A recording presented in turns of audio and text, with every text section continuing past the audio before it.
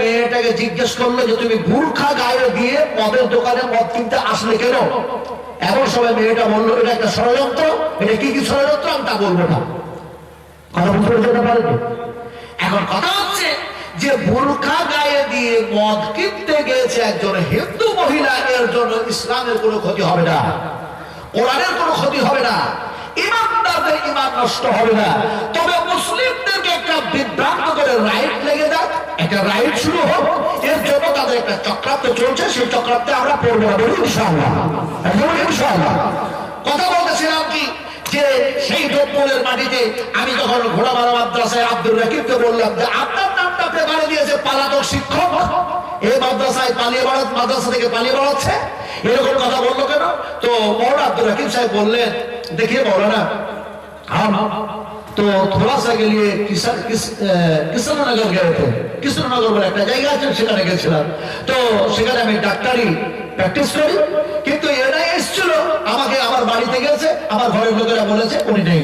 তখনই তারা মিডিয়া লিখে দিল। কি মিডিয়া লিখলো? পত্রকাররা কি লিখলো? বলে আব্দুর রাকিব পলাতক। আমি বললাম মিডিয়াটা কোথাকার?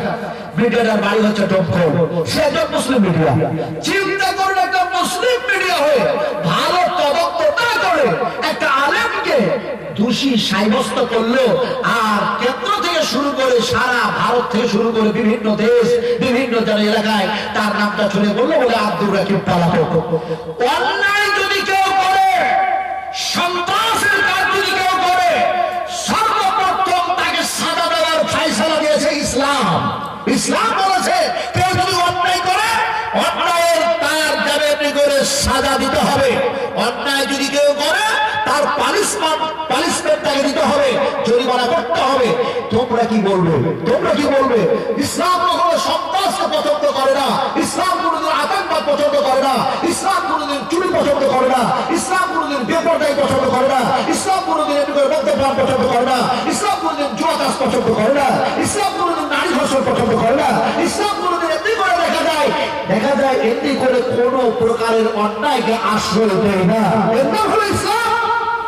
তোমরা শিখাবে, তোমরা আজকে শিখাবে কিভাবে চলতে হবে। শিক্ষা নেওয়ার জন্য গাইডবুক একটাই, সেটা হচ্ছে কোরআন। সেটা হচ্ছে পৃথিবীর মানুষের জন্য শিক্ষক হিসেবে যিনি এসেছিলেন তিনি হলেন মুহাম্মদ রাসূলুল্লাহ সাল্লাল্লাহু আলাইহি সাল্লাম। তোমাদের কাছে শিক্ষা নিতে হবে। এই কথাগুলো বলছি, আগামীকাল আপনার মিলিটারি অফিসে আপনার সেটা রিপোর্ট জমা হবে। উনি শুনছেন বসে বসে, ভয় নাই।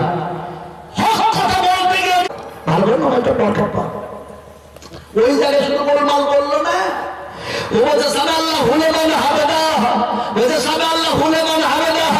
আল্লাহ বলছেন এই খাপা ভালো করে বলবে খাপা, ওখানে সাবে আল্লাহ হুলে মানে হবে না নেই।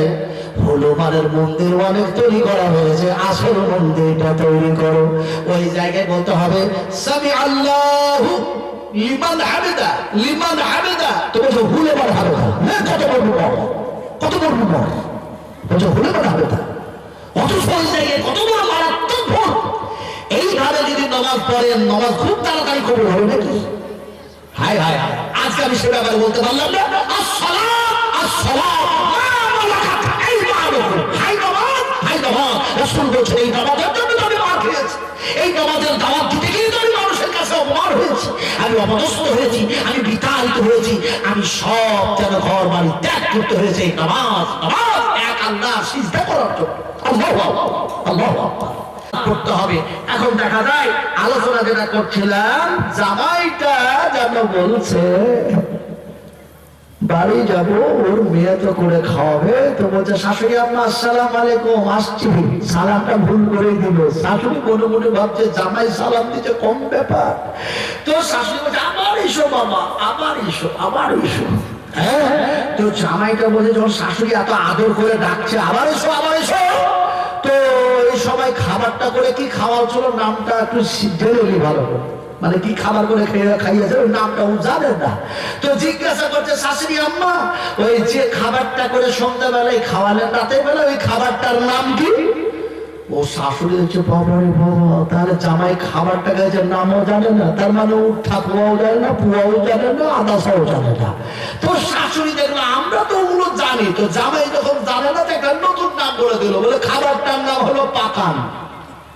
পাকান তো ওর স্মরণ শক্তি কম, তো ছেলেটা এবার রাস্তায় হাঁটছে আর মুখস্থ করতে করতে যেছে, মুখস্থ করতে করতে। আমরা